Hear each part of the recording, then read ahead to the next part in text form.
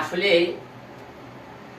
মানুষ হলে আমাদের সবাইকে সবাই সহ্য করতে পারে না।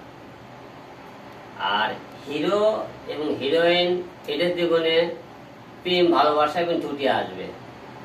এটা যে কোনো একটা লোকের সম্পর্ক ভালো হয়ে গেলে জনগণ এটা তার বউ বানিয়ে দেয়, তার মানে গার্লফ্রেন্ড বানিয়ে দেয়, এটা কোনো বিষয় না।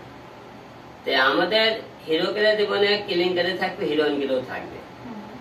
তো এইটা নিয়ে চিন্তা ভাবনা করলে তো আমরা কাজ করতে পারবো না। কে কি আমাকে নিয়ে ভাবলো, কে ভাবলো না, এটা তাদের ব্যক্তিগত বিষয়। আমার টার্গেট কাজ করতে হবে, আমাকে সামনে এগিয়ে যেতে হবে।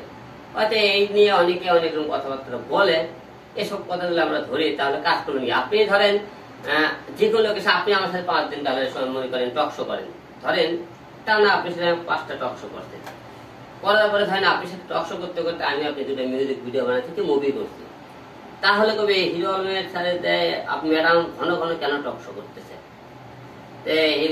ম্যাডাম হিরো আলমের সাথে কেন গান করে? ম্যাডাম কি তাহলে হিরো আলম প্রেমে পড়ে গেল? বলতেই পারে, এটা অস্বাভাবিক কিছু।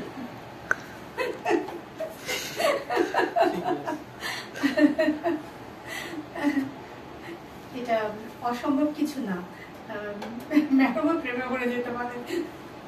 শোনেন, জন্ম, মৃত্যু, প্রেম, ভালোবাসা, বিয়ে, এই 4টে কখন কার সাথে হবে এই উপরে তাহলে কেউ বলতে পারে। আমি শুধু যা ইশারা ছিল।